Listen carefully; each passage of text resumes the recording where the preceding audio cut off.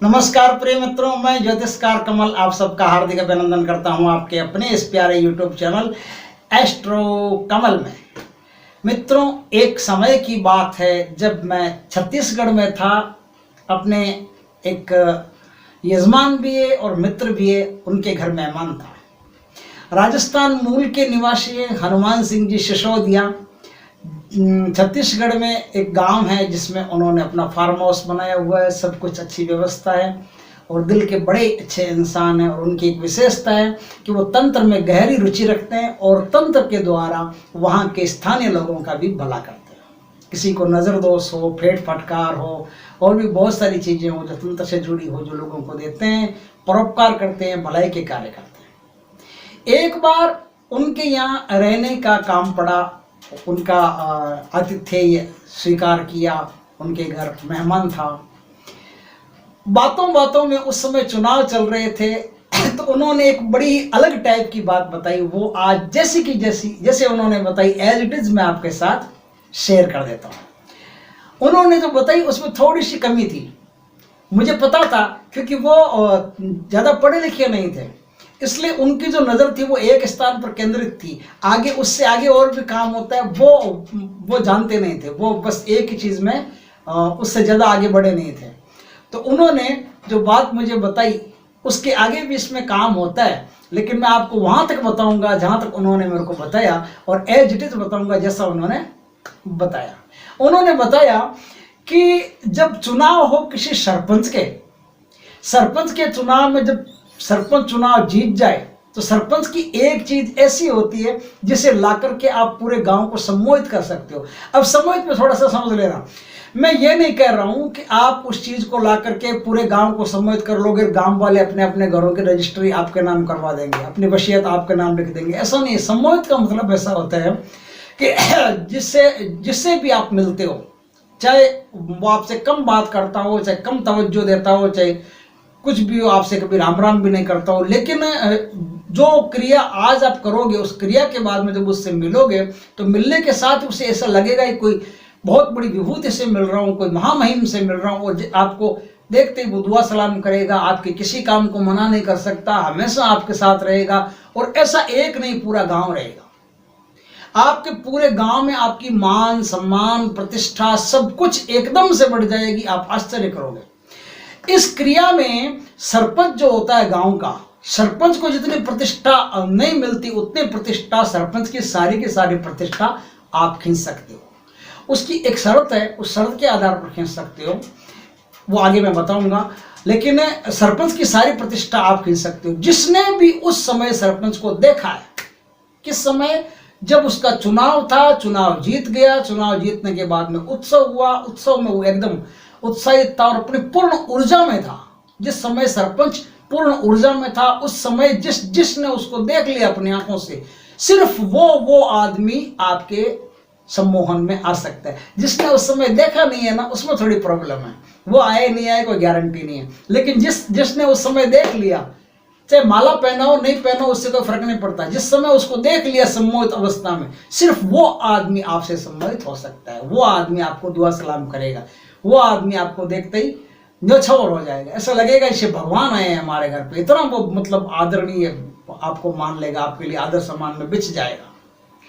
तो करना क्या होता है इसमें, उन्होंने जैसा बताया मैं वैसा बताता हूं। उन्होंने बताया कि सरपंच जब चुनाव जीत जाए और पूर्ण ऊर्जा में हो, नाच रहा हो, गा रहा हो, उसके चारों ओर ढोल मृदंग ताशे बज रहे हों, जय जयकारें हो रही हो, फूल मालाएं उड़ रही हो, गुलालें उड़ रही हो, ऐसी स्थिति हो जब सरपंच एकदम अतिरेक में हो, उस समय उसके दाहिने पैर, यानी जो सीधा पैर होता है, जो राइट हैंड का जो पैर होता है, राइट पैर, उस राइट पैर की चुपचाप से मिट्टी ले आओ।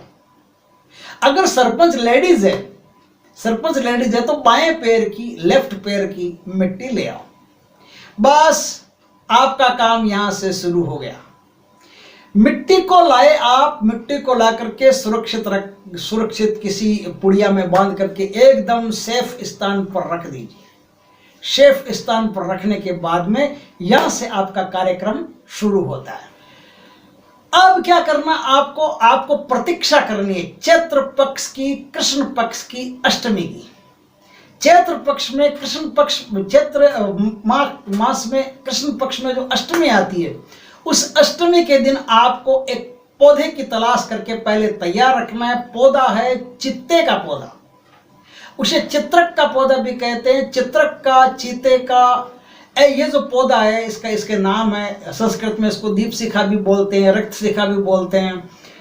इस पौधे की आयुर्वेद में बड़ी कीमत है, कम से कम 1500 से ज़्यादा बीमारियों में आयुर्वेद में और बहुत सारी चिकित्सा पद्धतियाँ जिनमें इसका प्रयोग किया जाता है, और 1500 से ज़्यादा बीमारियों को ख़त्म करने की इसमें क्षमता है। नक्सीर से लेकर के भारी से भारी बीमारी में इसका प्रचुर प्रयोग किया जा सकता है, और इसके प्रयोग से आदमी स्वास्थ्य को प्राप्त होता है।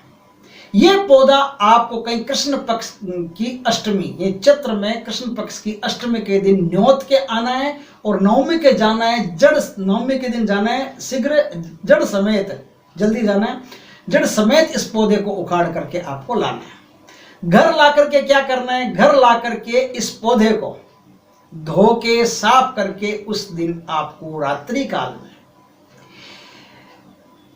एक बाजोट बिछाना है। उस बाजोट के ऊपर कैसा भी कपड़ा हो, लाल हो, सफेद हो, वो बिछा करके इसे स्थान दें। स्थान दे करके इसकी पूजा करें अच्छी तरह से, धूप दीप नैवेद्य से इसकी पूजा करें। पूजा करने के बाद में जो सरपंच साहब की आप मिट्टी लाए थे ना, पैर की मिट्टी को बाजोट के पास में आप एक ढेरी टाइप बना दें।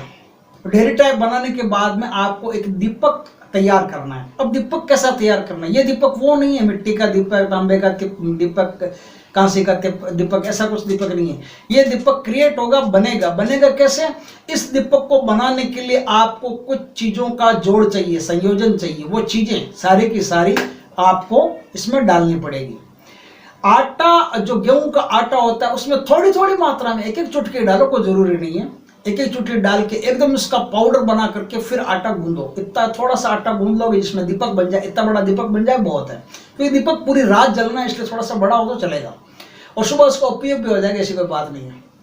तो वो दीपक बनाना आपको कैसे बनाना है, वो पहले तैयारी करके रखनी पड़ेगी। दीपक में आपको एक तो गेहूं का आटा हो गया, एक आपका हो गया काले उड़द को उसमें शामिल करना है, गेहूं के आटे को शामिल करना है, जौ को शामिल करना है, सफेद तिल को शामिल करना है, कांगनी को शामिल करना है, मूंग को शामिल करना है, बेसन को शामिल करना है, कच्चा चावल को शामिल करना है, और आपको थोड़ी सी मात्रा में चाहिए उसमें शहद, और थोड़ी सी मात्रा में दही।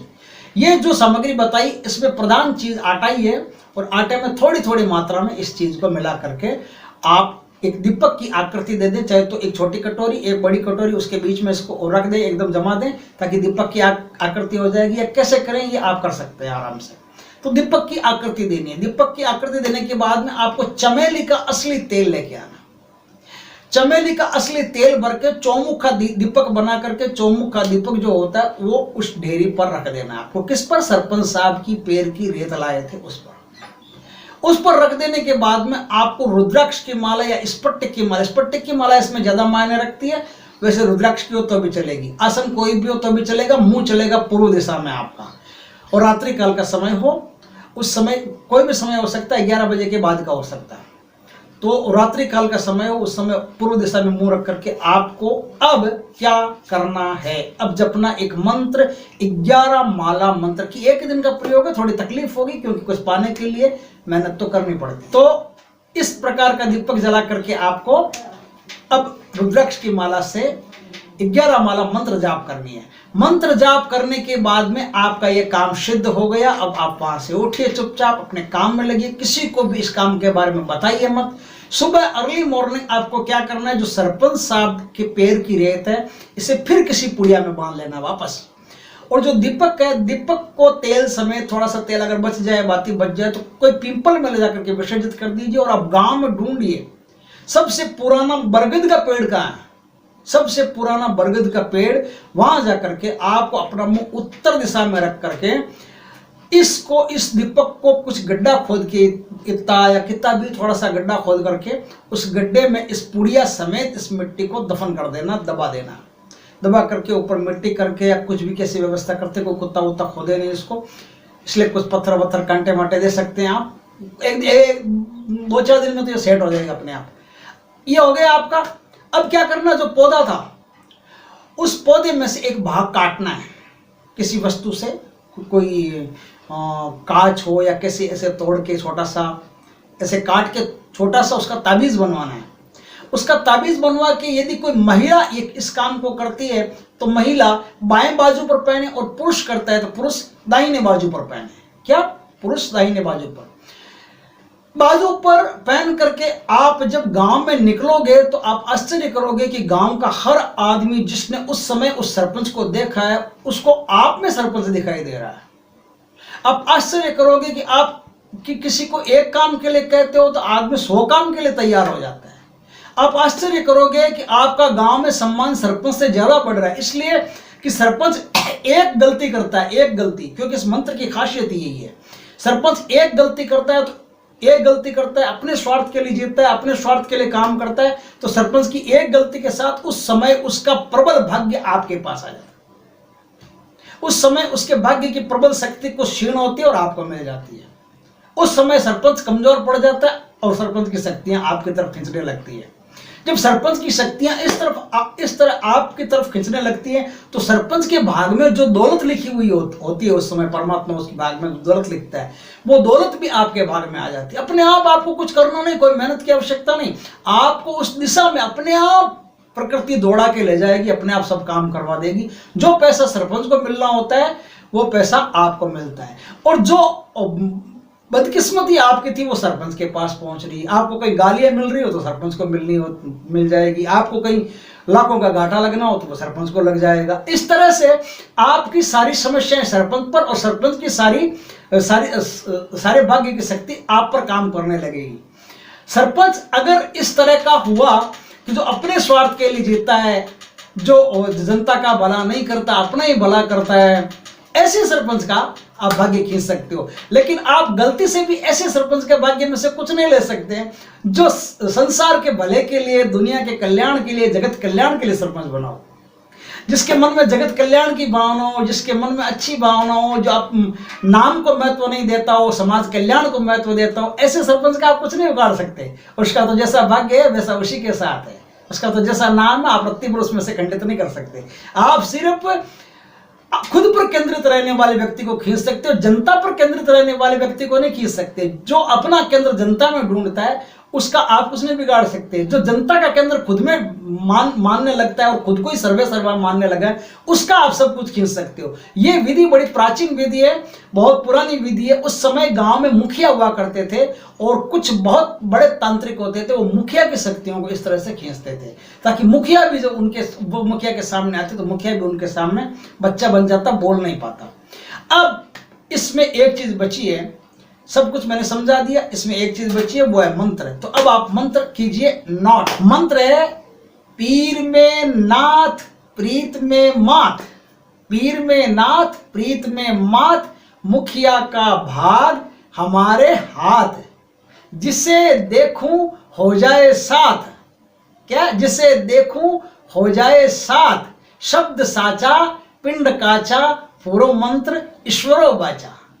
ये मंत्र है, इस मंत्र का आप प्रयोग करके और इन शक्तियों को प्राप्त कर सकते हैं। बड़ा बेजोड़ मंत्र है, बड़ा बेजोड़ उन्होंने मतलब बहुत ही उत्तम उन्होंने जानकारी दी है। मुझे तो अच्छी लगी, आपको भी यदि अच्छी लगी हो तो जानकारी को लाइक करें, शेयर करें, कमेंट करें, और यदि पहली बार आप इस चैनल पर आए तो चैनल को सब्सक्राइब करें। जय श्री कृष्ण मित्रों।